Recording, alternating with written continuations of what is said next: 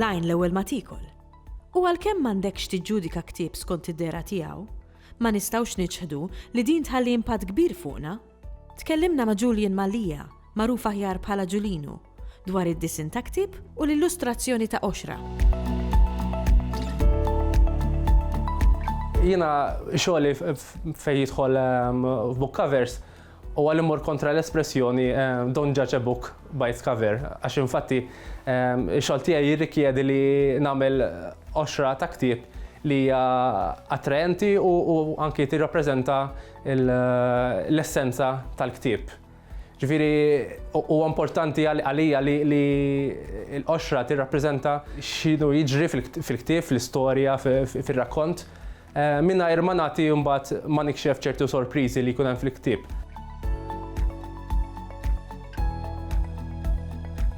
Ġeneralment niġi approachjat mill-pubblikatur l-ewwel. Però Malta żgħira taf kif, jiġifieri b'xi mod jew ieħor dejjem ħajġi involut l-awtur ukoll. Hija ta' benefiċċju għax ovvjament l-awtur huwa l-espert fil-ktieb tiegħu. Jiġifieri da jafu inside out, jaf x'wassal għal x'kiteb ċertu affarijiet. Ġeneralment pereżempju jkolli anki summary tal-ktieb u it-temi prinċipali, allura dawk jkunu għalija ishom puntatlu ta' fejn nistgħu nwasslu l-qoxra tal-ktieb. Tista' mbagħad tkun forsi ta' żvantaġġ għal raġuni li l-lingwa viżiva hija lingwa differenti mill-lingwa miktuba. Allura hemm prinċipji differenti x'wieħed irid isegwi. Kull ktieb fil-verità għandu storja għalih.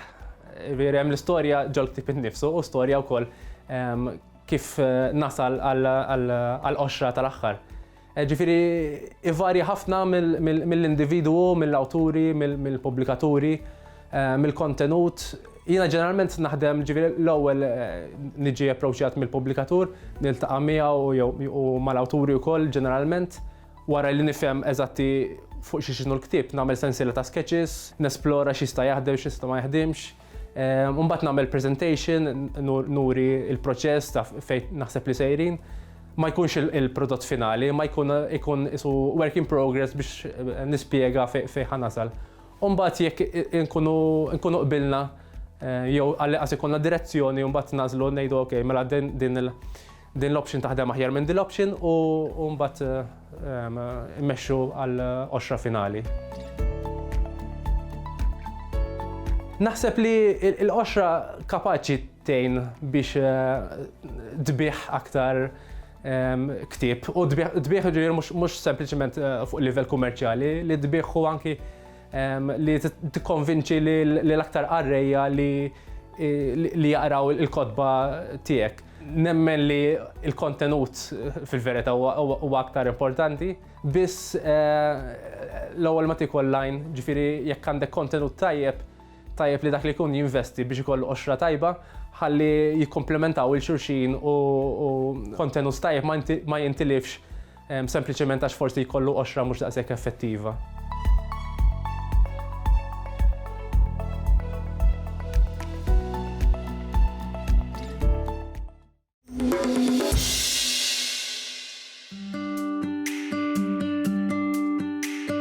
L-arkeoloġija ta' pajjiżna kienet sors ta' ispirazzjoni għal bosta artisti u għal kbir ta' vjaġġaturi li kitbu dwar l-esperjenzi tagħhom f'pajjiżna. Fil-każ ta' Marlene Saliba, l-arkeoloġija rikka ta' pajjiżna servit ta' ispirazzjoni għal kitba tal-poeżija. Jiena qabel ma ktib poeżiji fuq il-wirt neolitiku Malti u Awċi, jiena kontili ninteressa ruħi fl-arkeoloġija. U anki kont naqra mur konferenzi fej kunaw konferenzi fuqhom u anki jaf kemm il-darba mort fis-siti neolitiċi u l-mużewijiet ta' Malta u Għawdex. Imma mbagħad meta ġejt biex noħroġ il-ktieb, ħassejt illi kelli nagħmel introduzzjoni ta' tarif arkeoloġiku għal min mhux daqshekk intis. U mbagħad meta ġejt biex nikteb il-poeżiji, hemmhekk ħassejt li nista' nesprimi is-sentimenti tiegħi dwar dal-wirt, is-sentimenti tiegħi dwar dal-poplu, u anki mhux hekk biss bl-immaġinazzjoni fil-poeżija stajt nagħmel in-nies ta' dak iż-żmien jitkellmu, iħossu, jirrakkontaw fuq ħajjithom. Ġifieri għalija bħala arkeoloġija u poeżija kien hemm ir-rabta wkoll li huma mezzi differenti ta' komunikazzjoni kif esprimerit ruħi fuq dan il-wirt tant prezzjuż tagħna li fuq kollox hu meqjus hemm ħafna siti meqjusin mill-UNESCO bħala siti ta' wirt dinji. Naħseb il-Malti huwa adattat biex titkellem bih b'suġġetti differenti. Fil-fatt il-Malti jadatta ħafna ruħu għax hemm kliem tista' tadattom mit-Taljan, mill-Ingliż, ġifieri jiena ma sibt l-ebda problema biex nikteb bil-Malti. U meta ġejt biex nikteb imbagħad xi forsi termini jew kliem arkeoloġi, speċjalment fil-introduzzjoni, użajt il-kliem li juża il-professur Anthony Bonanno fil-ktib tiegħu il-Prehistorja li anki glossarju jinkludi.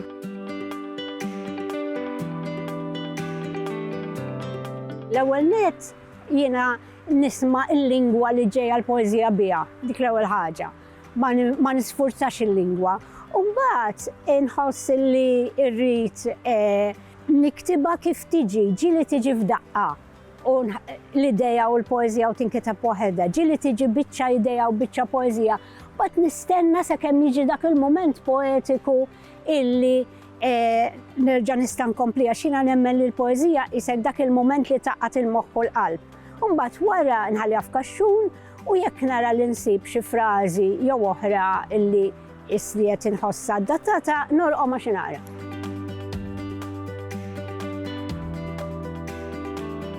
Jiena ħrix l-ewwel ktib bl-Ingliż, u mbagħad niktib bil-Malti u bl-Ingliż f'daqqa u mbagħad tal-Ingliż tixtu bil-Malti. U tiskanta kemm il-barranin ikunu riċettivi għal-lingwa Maltija. Meta ġieli qrajt xi poeżija bil-Malti, bl-Ingliż u mbagħad bil-Malti u mbagħad inkun se naqra oħrajn, jgħidu li jaqraħa bil-Malti wkoll għax jaffaxxinhom il-lingwa, taffaxxinhom.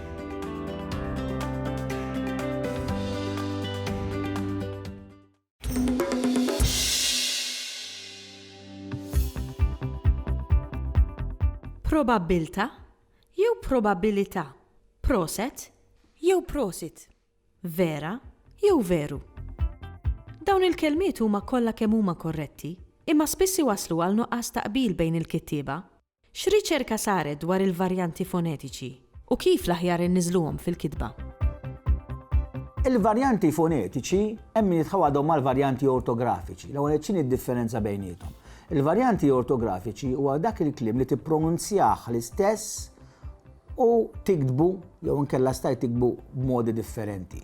Imma dawn id-deċiżjonijiet numru wieħed il-varjanti ortografiċi ġew diskussi fid-deċiżjonijiet numru wieħed. Il-varjanti fonetiċi huwa dak il-kliem li tippronunzjah differenti u jinkiteb ukoll differenti u sal-lum huwa aċċettat it-tnejn bħala tajjeb. Xi drabi jista' jkollok anke tliet forom differenti ta' kelma.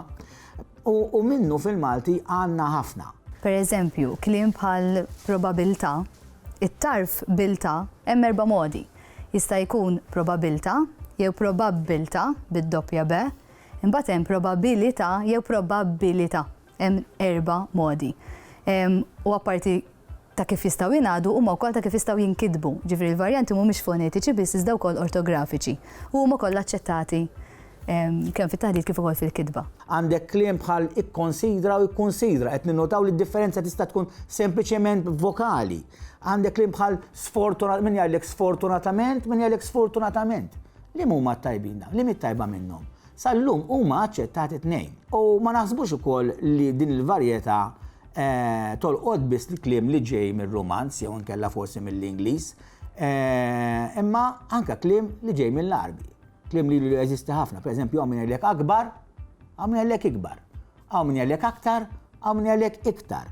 Hawn min jgħidlek ġab, hawn min jgħidlek ġib. Jew inkella min juża ċaka jew ċaqa. Sal-lum dan il-kliem huwa aċċettat it-tnejn kemm fit-taħdid kif ukoll fil-kitba. Xi eżempju ta' dawn il-varjanti fonetiċi għandek kliem li ġej mill-Arbi li diġà huwa stabbilit fil-Malti, bħal pereżempju għandek bidla fil-vokali. Beża u baża. Tela u tala. Hemmhekk qed naraw bidla fil-vokali. Intużaw it-tnejn. Forsi waħda minnhom tkun tintuża aktar minn oħra. Imma mhux kliem mill-Arbi biss, għandek kliem li ħafna kliem li ġej mit-Taljan. U hawnhekk għandek ħafna drabi il-varjazzjoni tkun fil-vokali. Per eżempju, pożizzjoni, pożizzjoni. Ninnotaw li fl-ewwel sillaba hemmo pożizzjoni, fl-ewwel sillaba tal-kelma l-oħra pożizzjoni. Varjazzjonijiet oħra jistgħu jkunu tal-vokali, pereżempju xnajt, proset jew prosit. It-tnejn huma aċċettati kemm fit-taħdid kif ukoll fil-kitba. Jew inkella anka, anke jew anki. L-istess, dawk huma kollha eżempju ta' varjanti. Kliem bħal dan jista' jkun problematiku l-ewwel minħabba n-nuqqas ta' konsistenza. Jekk inti qed tikteb jiena f'artiklu, daqqa ħad tikteb jiena f'responsabilità mod, imbagħad ħad tikteb responsabilità mod ieħor, xi drabi laqqas biss tinduna inti stess daqqa tikteb kelma imbagħad tikteb kelma oħra. Xi drabi inti tajt mod u tikteb mod ieħor. Xi diffikultà oħra tista' tkun illi kelma li mhix varjant jaħsbuha varjant imbagħad bil-kontra. Pereżempju għandek tanbur u tambur. Fit-taħdid faċli tħallat in mal-m, però fil-verità it-tajba hija tanbur u tambur hija ħażina. Mhijiex varjant, imma min jgħidu le naħseb dawk aċċettat it-tnejn, meta fil-verità jkunu ħżiena. Eżempju ieħor pereżempju pulizija u pulizija. Pulizija hija ħażina mhijiex varjant, it-tajba biss hija pulizija. Varjanti fonetiċi għandna mijiet. Mela, fil-waqt fil-varjanti ortografiċi, ġifieri dawk li konna nippronunzjawhom l-istess u nikdbuhom differenti, stajna nażlu kelma u mhux oħra. Fil-każ tal-varjanti fonetiċi fejn qed ngħidu għandna mijiet, sissa fil-lista li għandna diġà għandna mijiet u qed nippruvaw inkomplu niġbru biex nagħmlu lista komprensiva kemm jista' jkun, mhux bil-fors niddeċiedu li nanna nikdbu jew nippronunzjaw varjant u mhux ieħor. Għax aħna minn aħna biex ngħidlek għid ċaqa u mhux ċaka, meta t-tnejn jintużaw. Imbagħad is-soluzzjoni kif għadna mhux bil-fors kulli nażlu wieħed minnhom. Imma forsi jingħadu fi gruppi għax dawna nistgħu niggruppjawhom jien naf kliem li jvarjaw b'vokali jew kliem li jvarjaw fit-tarf tagħhom biss. Nagħmlu setta kriterji, naqsmuhom fi gruppi u forsi l-aktar li nkunu nistgħu ngħidu ara dan il-varjant jintuża aktar mill-varjant li ieħor. L-ewwel inniżlu l-aktar varjant li jintuża. Ħalli mbagħad jekk xi ħadd ikun qed jikteb ikollu lista uffiċjali ta' dawn il-varjanti u stess jgħid tara dan il-varjant jintuża aktar minn ieħor, mela naħseb jien aktar jaqbel li nuża lilu milli ieħor.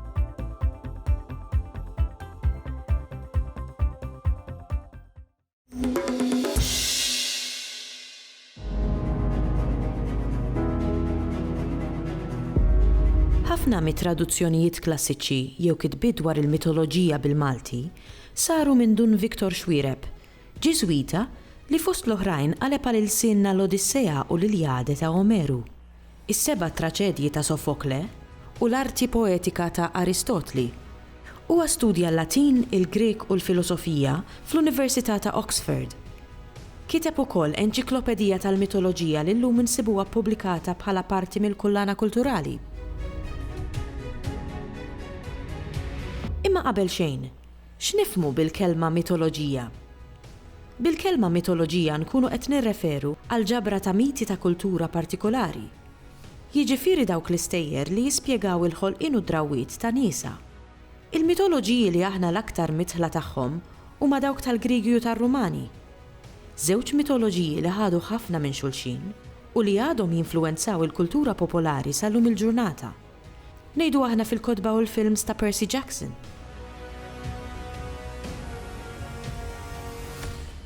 Skont il-mitoloġija Griega, l-ewwel familja ta' Allat kienet dik tat-Titani. Familja li b'kollox kellha 11 wild. Oċean, Krius, Ċejus, Hyperion, Japetus, Rea, Temis, Mnemosine, Febe, Tetis u Kronos. Rea u Kronos kellhom lil Zeus b'wild. li dar kontrihom u kontra ħuthom. Ġara li Zeus ħareġ rebbieħ kontra t-Titani u kastigom. Ma' din ir-rebħa ġiet stabbilita ordni ġdida għall-allat Griegi, l-ordni tal-allat ta' Olympus. Zeus ħatar lilu nnifsu bħala l-mexxej tagħhom u bħala l-alla ta' smewiet. Fil-waqt li ħutu, Poseidon u Hades saru l-allat tal-baħar u tas-saltna ta' taħt l-art.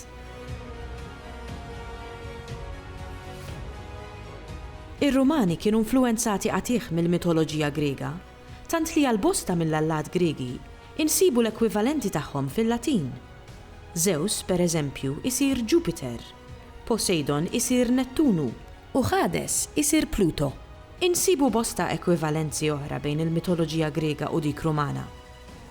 Ta' poplu romantiku li aħna, probabbli l-aktar li smajna biha hija Afrodite, l-alla Griega tal-imħabba, li fil-mitoloġija Rumana insibuha bħala Venus jew Venere.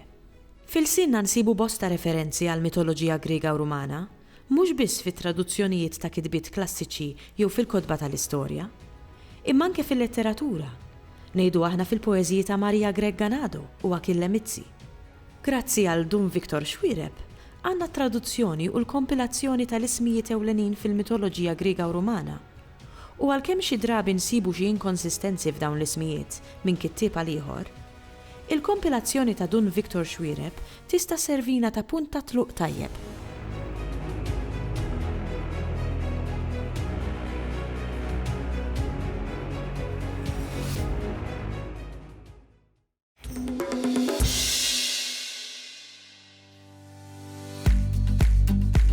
Minkejja li meta nsemmu l-istampar naħsbu minnu fih fil-kodba, insibu ħafna materjal stampat li m'għandux jaqsam xejn mal-kodba tal-iskola jew tal-qari, ngħidu aħna l-leħħiet.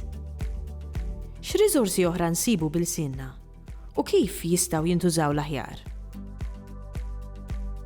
Il-maġġoranza tal-riżorsi huma stampati, però jeżistu riżorsi bħal leħħiet, bħal sfoljatur li mhumiex kodba, jiġifieri meta ngħidu leħħiet, pereżempju qed nifhmu flashcards, dak li huma flashcards. Sfoljatur huwa kunċett ġdid li huwa letteralment qisu board li inti tisfolja għalhekk sfoljatur biċċa biċċa u taqgħod storja li trid. L-idea ta' daw ir-riżorsi stampati li mhumiex ktieb huma biex tagħti anke bħala għodda f'idejn it-tfal, ġeneralment tat-tfal qed nitkellmu, xi ħaġa differenti, xi ħaġa li tkun tista' iżjed qisha kultant għax iżjed qisha logħba, leħħa, qed ngħidu flashcards għal kumdita li m'għandekx ktieb imma għandek karta waħda u tista' tagħtik ċertu flessibilità li inti fil-klassi tista' tolliha, tista' tagħtiha f'idej it-tfal, skont it-tip ta' leħħiet, riżorsi differenti uħud minnhom jinkoraġġixxu anzi lit-tfal biex jużawhom u jilagħbu huma stess bihom, allura forsi pereżempju għandek leħħiet li bihom taqqad sentenza, mela għandek kelma fuq kull leħħa u t-tfal qishom qed jagħmlu jigsaw puzzle jaqdu l-kliem flimkien. Allura qed toħloq xi ħaġa qed tuża ħiliet differenti, qed jużaw idejhom, qed iħaddmu anke l-ispazju viżiv qudiemhom li biktib stampat diffiċli tagħmilha. Jista' jkollok il-kliem u tqgħod tikkupjahom f'pitazz, imma mhux daqshekk immedjata u ta' sodisfazzjon forsi għat-tfal daqskemm ikollhom leħħiet. Waħda mill-ikbar konsiderazzjonijiet hija dik finanzjarja għax ovvjament riżorsa stampata li mhijiex ktieb tqum iżjed biex tistampa.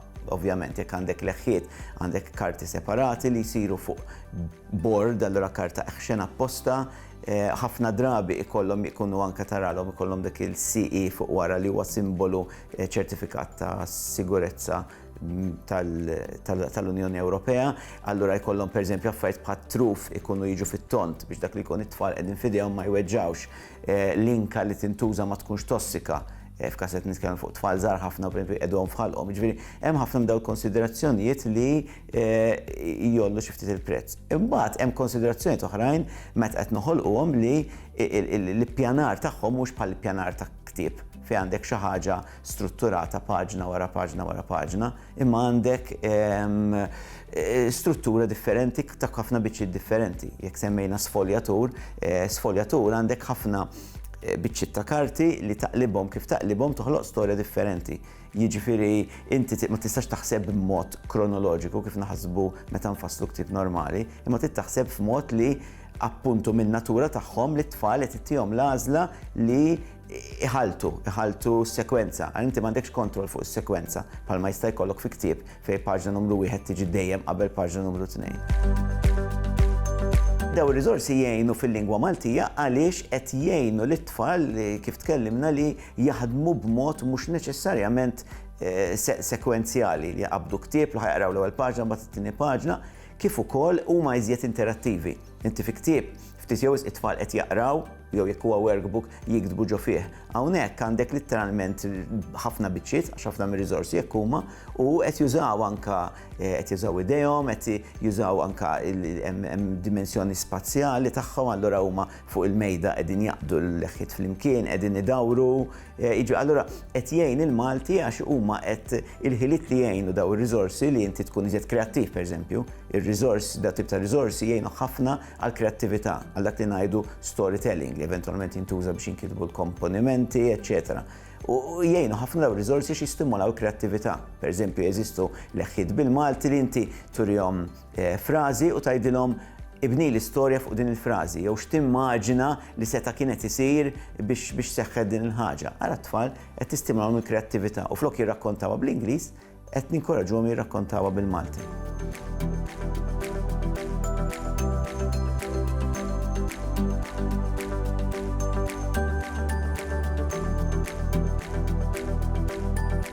Il-Sinna jixtieq jirringrazzja lill-Kunsill Nazzjonali tal-Ilsien Malti, lid-Dipartiment tal-Malti fil-Fakultà tal-Arti l-Università, lill-Ministeru għall-Edukazzjoni u x-Xogħol u lill-Aġenzija Nazzjonali tal-Litteriżmu.